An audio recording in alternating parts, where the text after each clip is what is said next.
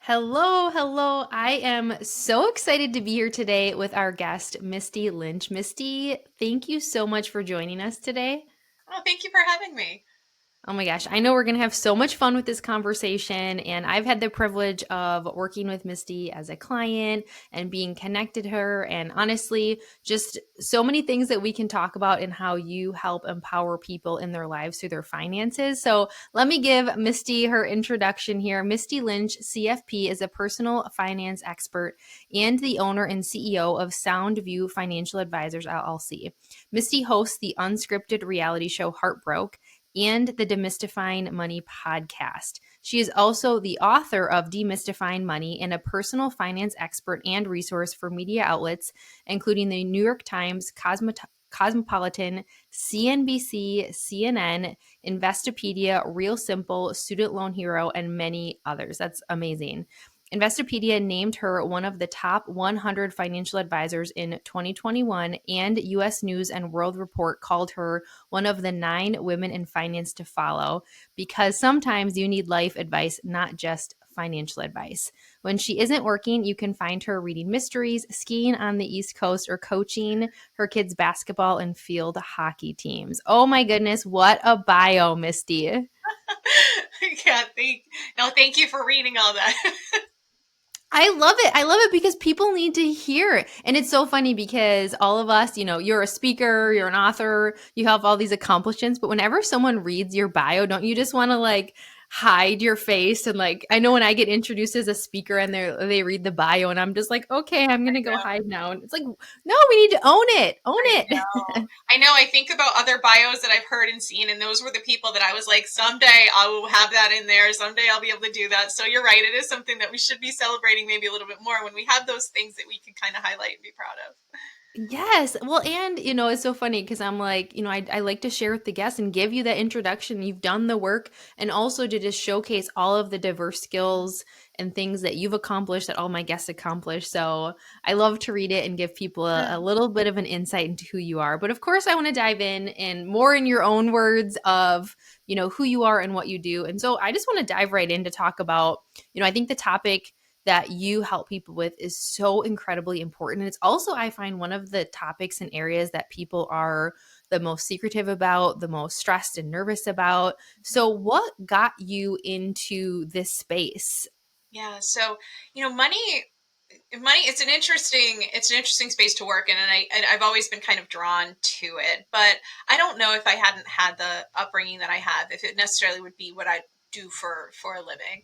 When I was growing up, when I was very small, my parents had a business. It was very successful, for the first decade of my life, where we had a nice house, we had nice safe cars, everything was comfortable. We had, my sister and I, like, everything we needed seemed to be taken care of, and there wasn't a lot of stress or fighting or anything like that really that I could remember early on.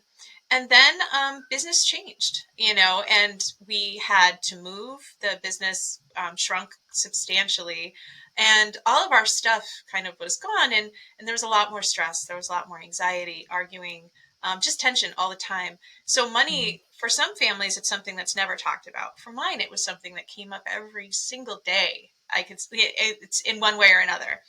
And so I really just, a lot of times when we're little, we just want to figure things out and fix it and make things better. And we don't realize necessarily that that's certainly, now that I'm a mother of kids that are 9 and 11, I know that they couldn't fix it if your parents are unhappy or fighting. But it was something that I thought, if we just had money again, things would probably be fine. And so I think I did a stock market contest in the 6th grade. I learned about that, investing into like other businesses, and I picked Coca-Cola at the time because I thought Fruitopia was going to be an amazing success back in the 90s. And it was just so interesting to me that I really thought that I had the answer. And now my parents laughed at Mm. me, like, you have to have money to invest, and like, we don't. So, nice idea, but it stayed with me, and I started reading. I started learning Mm. about how other people handled and managed money, because I knew we could make it. I knew that they knew how to make money, and I find that um, a lot of business owners do. A lot of Mhm. entrepreneurs know how to make money. A lot of corporate executives know how to make good money, but it's different when you realize how to actually manage it. keep it, grow it, maintain it. That story I felt like wasn't being told, certainly not to a lot of women. And I really just, I started, I wanted to get paid. I worked in corporate for a long time, but that pull to kind of be an entrepreneur was kind of just in me in a way. Mm-hmm. And I really thought that people would pay for good advice.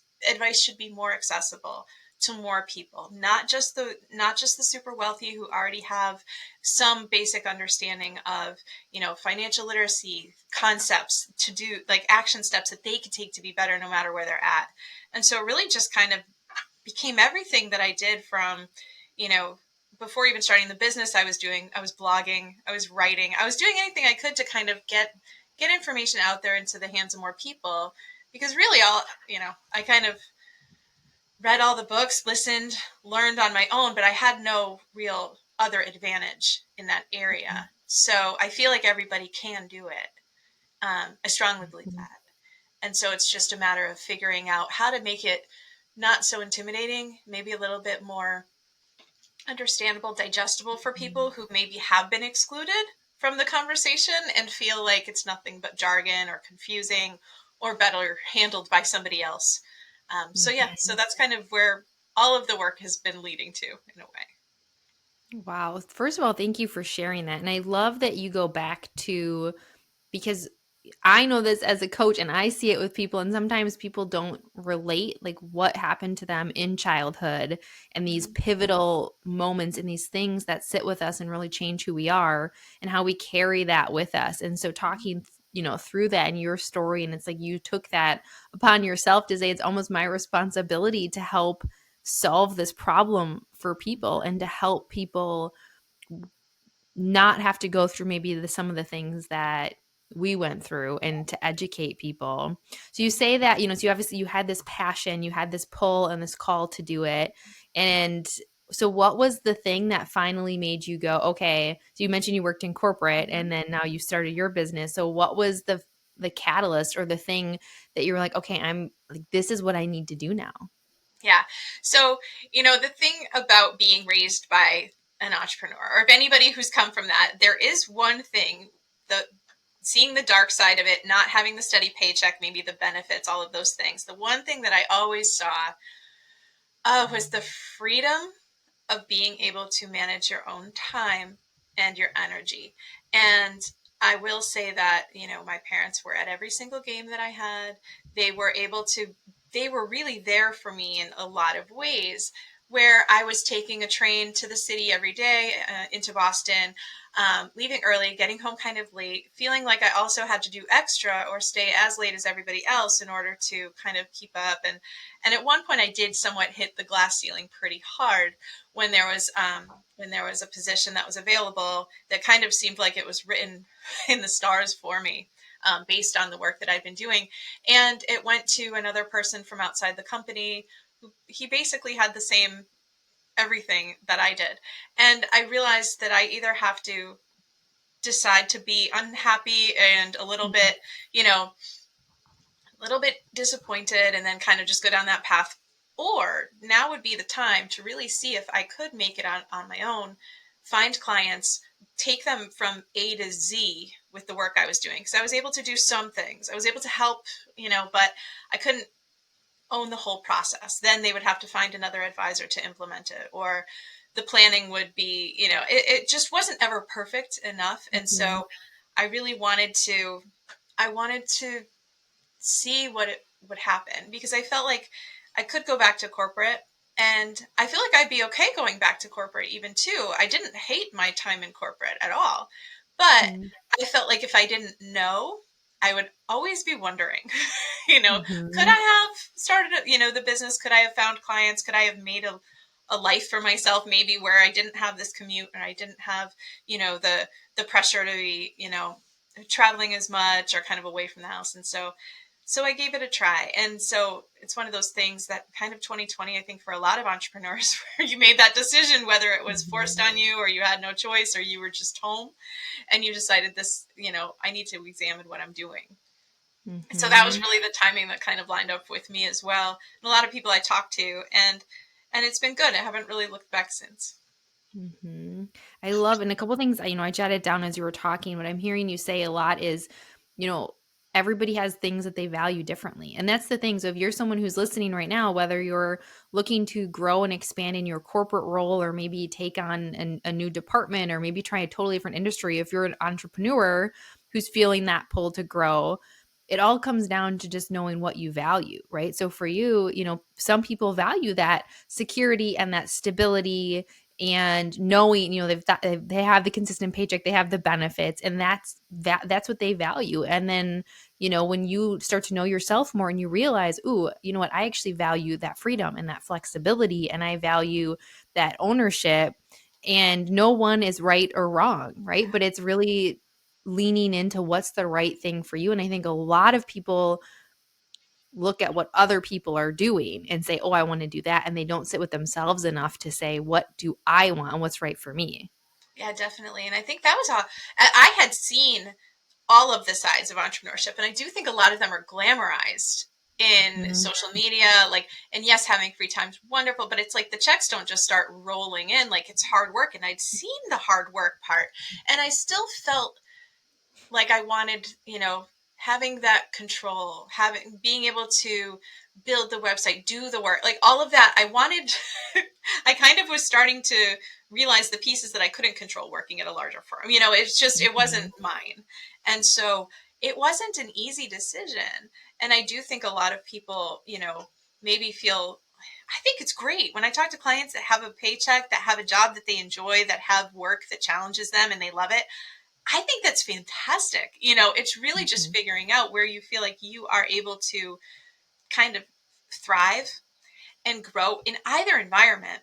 And Mhm. there's certainly pros and cons to both of them. So I think it's just a matter of if you feel like you're that person that's never going to be happy because what you want is actually somewhere else, kind of figuring that out and then setting that path forward so you can actually get there. Mhm.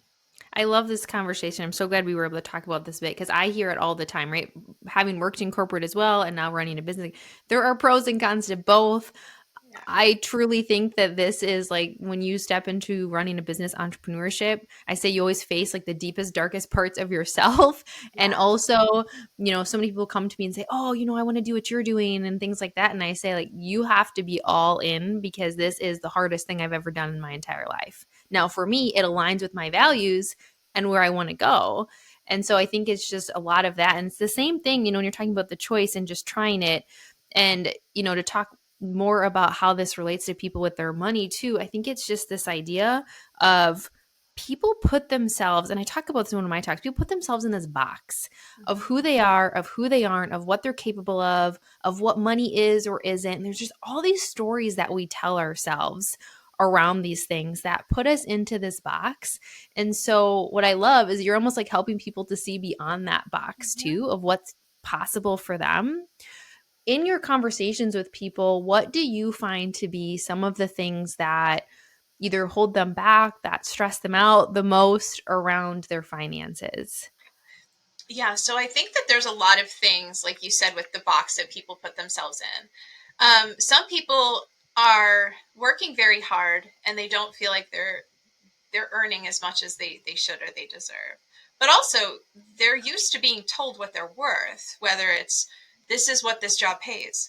This is what, if you're a teacher, you will only make X and that is it. And so I think that we've all been kind of conditioned to just be told what to expect and what we're going to get. Mm. And so I think a lot of times people will tell me like, well, I can't ask for 75,000. I've only ever made 55,000. And I say, okay, well, why? And they can't really explain why they've kind of locked their, you know, ability to earn at that certain point based on maybe a job in the past that they didn't love, or maybe, so I think we all sometimes we just don't question some of the things that we believe to be true just because maybe we've heard other people say that, we're around people who are in similar situations a lot in our environment, and we'll just be like, oh well, no one's going to make that. No one's ever going to pay me that. That's crazy. And so that's something I hear from people a lot that I'll try to poke holes in and say, okay, if you had to come up with a little bit, what would you do?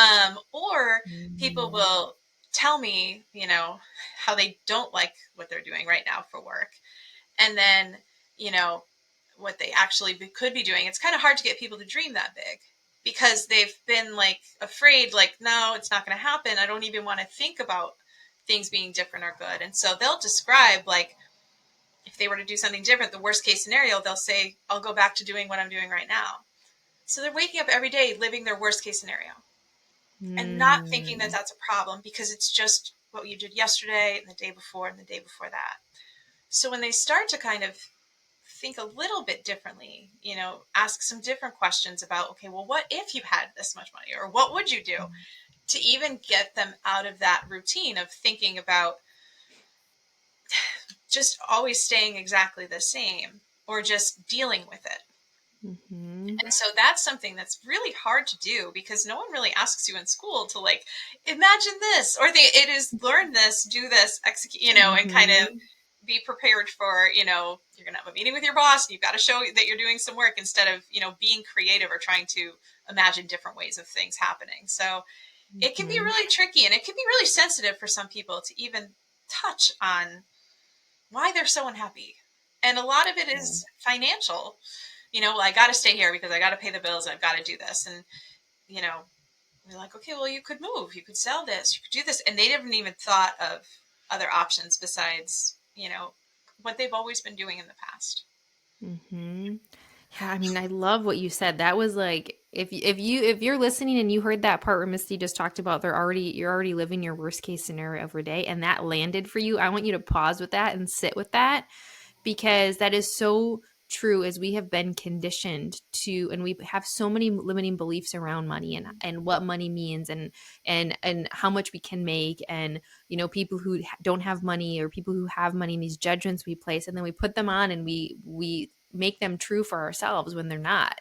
And so I love that you're opening that mindset up for people to go like, well, what if you could have something else? And I know for me, that's something that I've had to work through a lot back from my childhood as well of, money being stressful, like all these stories I had told myself. And I didn't see many examples of people in entrepreneur roles. I was kind of, or successful in those entrepreneur roles. And so having to rewrite those stories. And so if you're somebody who's listening and you've got those stories on yourself, around whatever that might be, it's like listen to what Misty's saying, go, what if I thought something else? Mm-hmm. And so you wrote this book, Demystifying Money, which I love and goes so good with the conversation we're talking about, where it's like it is just like demystifying money. So what prompted you to write that book? Yeah, so it was always on my mind. I've read, like I said, when I started learning about money, it was from books. It was from going to the library. I spent a lot of time in the library because it was quiet. To be Mhm. honest, it was a quiet place. There was no arguing or stress, and so I loved it. And I thought about the things that I wish all my clients knew. Mm. Like it is a lot mindset, but also it's taking action too. And so you can't really have that financial success without, believing that it's possible for you, but then doing some of the work to, like, look at your benefits, open the accounts, put money in them, and get started, which takes action. And so I wrote the book to kind of break down the first steps, like beliefs and like just the mindset in general. I think a lot of people feel out of control when it comes to their time, their ability to work. They think if they want to make money, they'd have to work more hours, and those hours might not exist. They don't equate it to thinking differently about income, earning, Mhm. about their own potential. And I talk about confidence too, because a lot of people have just been kind of, broken down. Maybe they have a lot of debt just coming out of school, and they feel like they're not as valuable or as worthy in their relationships or in their jobs, where they just have to kind of take it because they're in this situation. And so looking at those things first, I think, is really important for anybody who's trying to change the situation they're in. And I've talked to some people that feel like maybe winning the lottery is the only way. Mm. And it's the most unlikely way. There's so Mhm. many more things that we can do, but we have to first question those things we heard about, like, you said before, if money is stressful, or that's just what you've always heard is money is stressful. If you think about, like, I just ask a lot of people, like, how do you describe money? And if they say stressful, not good enough, hard to get, just, not for me, evil, bad, imagine that's another person that you're in a Mm. relationship and you're describing them as being stressful, anxiety, like all these things. That isn't going to draw more of it into your life. Like, you will repel it. You will find reasons to stay away from that, or not get more of it. And so I'm not saying it's easy to go from like, it's stressful to it's abundant and it flows directly to me, but kind of teaching them the steps in the book to how to go from like completely stressful to I have enough for today, or I can learn these things. It's like to take those steps to kind of get from like negative to neutral, and then figure out how to start to even imagine dreaming bigger. Oh, I love that. Obviously, as somebody who like is obsessed with mindset, I'm like, I love that you integrate that because that's so important, right? When it comes to the money, it's the mindset piece and the inner work and all those things. But then it's also, we're I always say like a little bit of tough love personality too, where it's like you also have to do the work, so you have to combine the two things, but both are so important. So I love that. So having people, rewrite and talk about their beliefs and rewrite what could be true for them to work on their confidence. What other things do you advise for people and talk through in the book? Yeah, so I talk also too, I think, about, managing your time. There are some techniques that I've learned as far as time blocking, because I have a lot of things that are going on. Like you mentioned, I coach my kids' teams. I have all that, and I want to make it a priority. And so being self-employed, I used to have a manager who would put time on my calendar, and I'd have meetings, and I would always show up for those meetings. Mhm. So I really started to figure out how I could treat my calendar like my boss. And when I made those good decisions the week before about spending time here to work on a presentation, to work on, financial planning, to learn, I put that in my calendar, to exercise even in the morning. All of those things that I know are good for me and I want to do, I put them on there, and I pretend like someone else is still watching and making sure I show up, because it's easy when you're an entrepreneur that no one's going to be mad at you if you skip something. And so that's something too, that if you can take control of like your time and energy, and I even block off time that I'm going to be doing nothing or with my kid or whatever, because I think as an entrepreneur it can get very overwhelming to be like, oh, I should be all of these places, I should be here, and I'm not. And then you just kind of feel like you're losing or you're failing. And so that, even though it's not directly related to money, I do think feeling like you can look back at your week and see what you accomplished is going to draw money towards you. It is going to make you more productive. You will get those tasks done that will help you grow your business, will help you find new clients, or that will just help you feel like I can trust myself to do these things.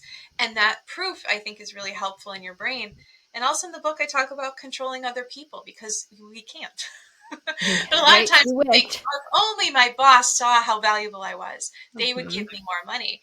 When we realize that, like, even in any relationships, like, we have, we can control what we think, how we feel, and what we do. And we can improve relationships on our own, even too, um, just by kind of spending some time thinking through things, working on our mindset, because a lot of people are really unhappy and they're blaming a lot of other people for it.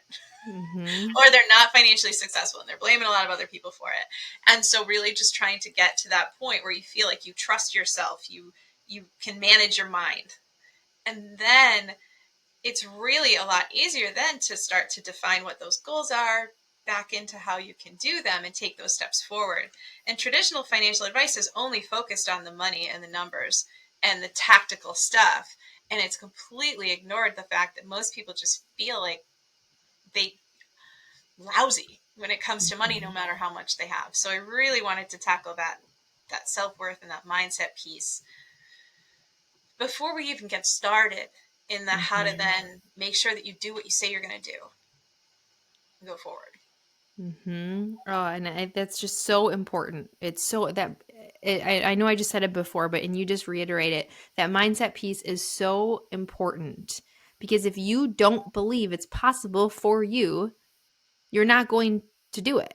Right. So you go to, if you go to not Misty, because Misty would be working with you on the mindset. But if you go to another, financial planner, another financial advisor, and you say, I want to get better with my money, or I got this raise, or I got whatever it might be, and you don't believe it to be true for you that you can effectively manage money or that you can grow your money, then you're not going to follow through on the steps they give you anyways. Right. And a lot of people do say, like I've talked to other planners that are very frustrated, like, okay, they're not doing what I told them to do. They didn't do it. And they might be a client who feels like there's somebody who doesn't follow through on things, Mhm. or somebody who can never understand it. And so when they get to that point where they're trying to do it, it doesn't get done, or it gets pushed to the side because something else is more urgent, something else their boss wants, or something else their kids want, or anybody but them. And Yeah. so it can be it can be frustrating for a lot of people who are like, I told you exactly what to do. Why didn't you get your estate planning done? Why didn't you do this? Because they have to do it. I can help. I can guide them and I can be on them, but also I can't want it more than them. And I have to be okay with that. But I do think a Mhm. lot of times it's just because they feel like, oh, yeah, I'm going to get, just like people buy courses and don't finish them or take them. A lot of Right. times they believe I'm a person who doesn't complete, doesn't finish, Mhm. and kind of can, wants to do the right thing, but then always gets sidetracked or doesn't have the time. So kind of trying to build that out to be like, no, actually, look at all these things you did. Like, you Mhm. tell me about, some things you felt successful about, or, and trying to figure out how to connect with people with human Mhm. brains rather than, a robot could, build out an investment portfolio for you. Mhm. There's a lot of things in our industry that can, and are being automated. It's just, I think the human component is the one that's the hardest, and it's probably been Mhm. avoided the most in my industry. Yeah. How do you see people, do you have any examples of like big wins? I know we can't share specific information, but how do you see people change? How do you like what are some of those things that you see in people when they really start to do this work with you and really own it and kind of not only change some of the mindset but take the action? Like what do you see change for them? Yeah. So there's a couple things. Like, I remember one person I worked with on a financial plan, and she was in her 60s. She was still working, but knew that eventually she would leave corporate. She was doing some executive assistant work, like hard work, and she enjoyed it. She had poor credit, and she knew that, and she felt like she really just didn't know how to do anything besides work and make money, and was kind of scared about the future. Mhm. She was single, and we kind of just worked together on certain little steps to, feel more confident, and that included improving her credit score. So we did some steps, some different things to like pay down some debt. She watched it instead of not looking at it at all. She started to monitor it, and she was somebody, after we did some planning and realized where some money could be shifted around from something that wasn't that valuable to her to something that was more important to her, her score started to improve. It wasn't overnight, but I would still, months later, she would send me her credit score and be like, look at this, check this out. And this was a woman, this was somebody who like had not been included in a lot of financial conversations. She was a Black woman in her mid to late 60s. And she Mhm. was here doing this work, feeling confident, getting things done. So then it was like, okay, well, what's next now? Now that she starts to have that proof that she can Mhm. actually manage a budget and improve, then it was thinking about retirement. What's that going to look like? She liked the theater. She liked traveling. She liked being with her friends. And so, really starting to kind of build on, okay, you are capable of, and it's not so hard. Like, it's not super, it's not too hard. You don't have to go back to school to learn this stuff. Like, we can figure it out.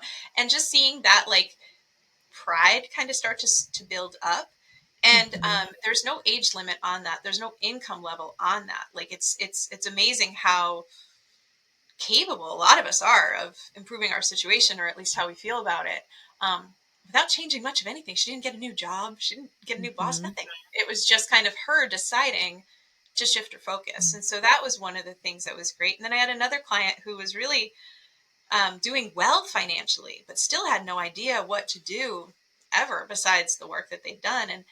And then they started thinking about, like, well, if you had $1 million right now, like, what would you do? And started talking about like having a place for senior dogs to live, like the last years Mm. of, like, these crazy things that pop into your brain that most people would Mhm. be like, well, that's not going to happen, or that's silly, or that's crazy. Like, it Yeah. wasn't crazy or silly to me. It was a new thing that we could write down and think about. Mhm. And it's like, that's how those people who have these big, that happens is like, at first it's real in your mind, but then it doesn't have to be just like a crazy idea.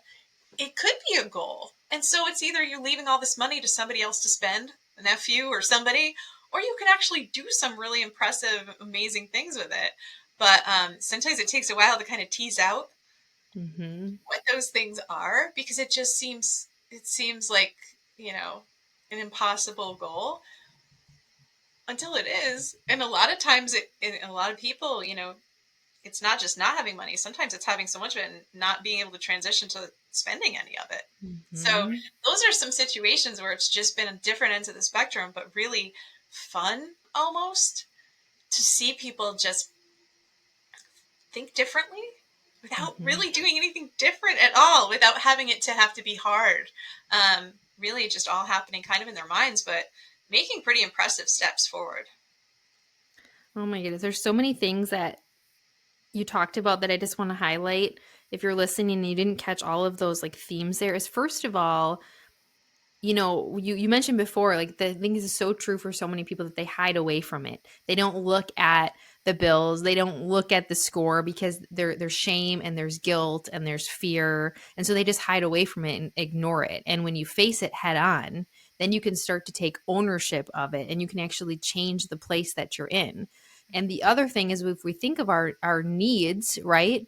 When you've got this stressor on you, if you've got this financial stress, you don't have the mental, emotional capability to even think beyond where you're at, right? So if you're like stuck, it's almost like this deep, like thing, just like this weight, like this thing that just like pulling you down.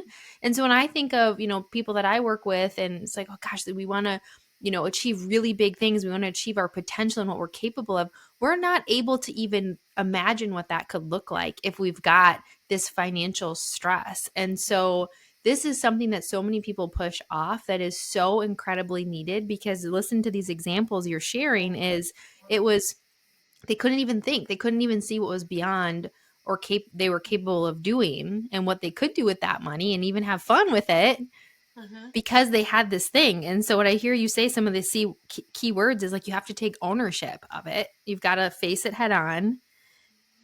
You can simplify the process. I heard you say, like, just deciding that you're going to do this and being willing to think differently about it. And then as a result, what I heard you say is like just the pride that you feel and almost the excitement then of what's possible. Yeah. And I think a lot of times people want to go from like, you know, they don't like the middle part, which is the hard work. It's the same if you're earning money, if you're losing weight. It's like, okay, well, it's just 2 pounds or it's just Mm-hmm. $10. Like, I want to have 100,000 in the bank. I want to have this, and so this all or none thinking keeps everyone doing the same thing that they're always doing, and so it does take time and effort.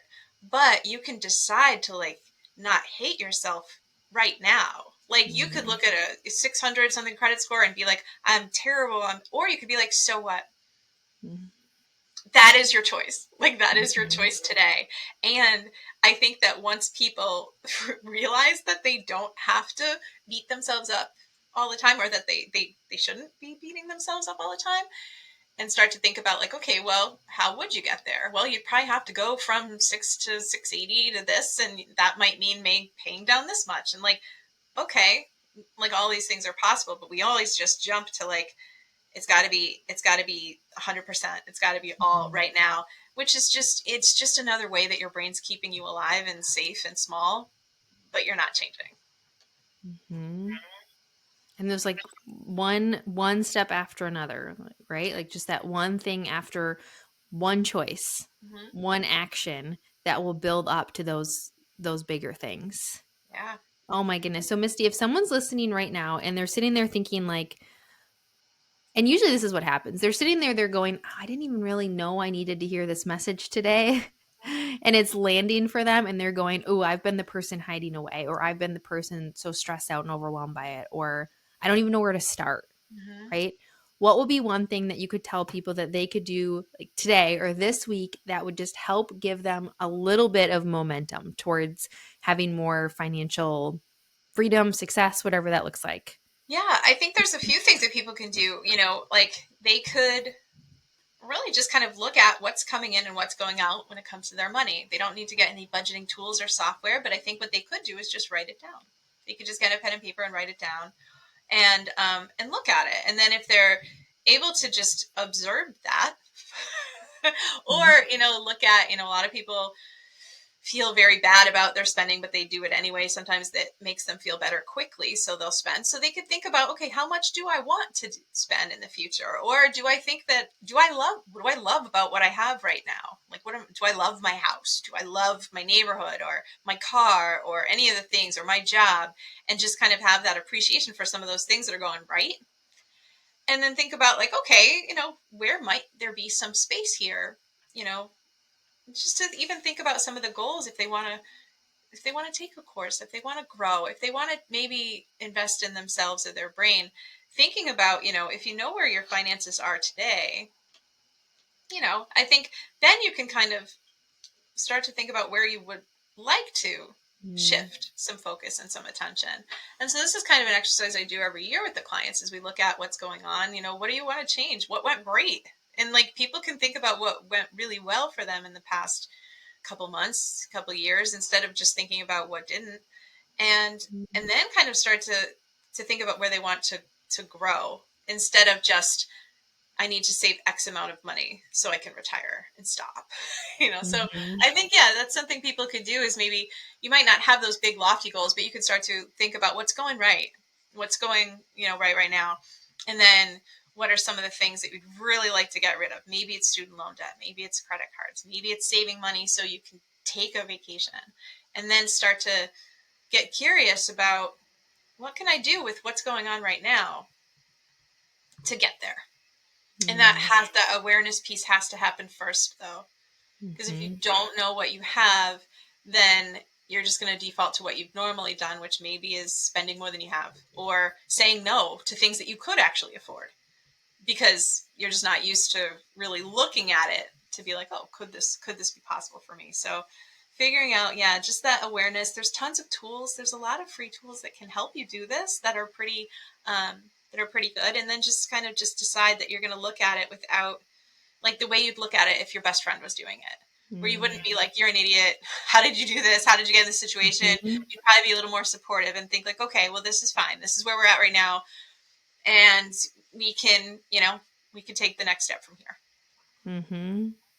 Makes me think of one of the tools I use for clients when we're coaching through things is it's like the 3 A's. Awareness. Awareness has to come first, right? You have to know where you're at. Then it's acceptance, which is so what? Mm-hmm. And then it's action, which is now what? Right? So it's like this is where I'm at. So what? Release the shame, the guilt, the whatever, and then it's like now what? Yeah. And Like what you so would do for somebody you love. You would be like, mhm, okay, now what are we going to do? We now what are we tend to gonna do that. do? We give a lot of people grace where we don't give that to Mhm. ourselves. Um, and I think that holds more people back than probably anything. Mm-hmm. And I love what you said. So, for you, somebody listening, like what's going right now? I love that because our brains automatically go to what's wrong, what's bad, what don't I want? So I love those questions. Ask yourself, like, what's going right now?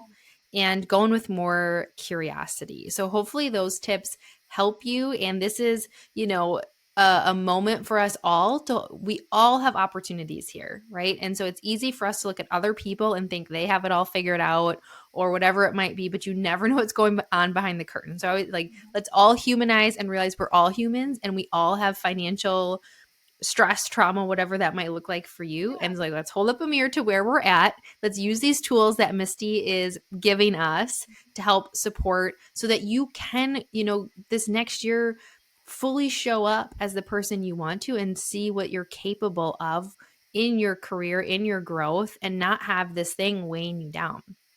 Misty, thank you so much for joining us. I absolutely love this conversation. I know you have so many additional resources to share with people. So, the first question I have for you is what I love to ask all my guests. The name of the podcast is called It Starts With You. In your own words, what does It Starts With You mean to you? I think it starts with you. I think that for me, especially with what I work with people with their money, is they have more power and control than they think. And a lot of people are very quick to give that away to someone else, whether it's a spouse or a boss or a parent. And I think it does start with you. So if you're in a position that you would like to change, I think that is very possible without anybody else's help or anybody else recognizing it. And I think that doing that internal work to know where you stand, to know what you've accomplished, what you want, is such an important thing, especially when we've been trained to just look to somebody else to help us find the answers. Um, Being able to look at yourself with kindness and curiosity can definitely help change whatever position you're in. Oh, I love that. Don't give your power away to other people. That is your power, and to take ownership of that. Such a great message. Okay, so share with us, Misty, what do you have going on? How can people stay connected to you so that they can continue learning more of all of this amazing genius you have for them? Yeah, so pretty easy to find if you head over to mistylynch.com. That's my website where you can watch episodes of Heartbroke or listen to the podcast or get the book or even just kind of stay, there's lots of information that I like to post there to kind of help people even with any kind of financial tip that they might have, whether it's shopping, spending, credit, investing, all of those things and articles. So mistylynch.com, or you can follow me on social media, Misty Lynch CFP on just about every platform. And I share videos, I share tips every Tuesday with things that I'm seeing in the news that might be able to help impact people in less than a minute. I love it. And we'll make sure we put all the links in there. I love the videos that you share. That's so great. These quick tips. So make sure that you give Misty a follow. Check out the resources. Check out her book, because just even based on this like brief conversation, you can just tell that you've got so much in there of how to support people. So make sure you check out her book. And also, as always, share this episode, tag us, reach out to Misty, let her know that you loved listening and what stood out for you. That means the most to us. You have a podcast and you have your podcast, right? So it's like people follow like this. We put our heart and soul into bringing and supporting you.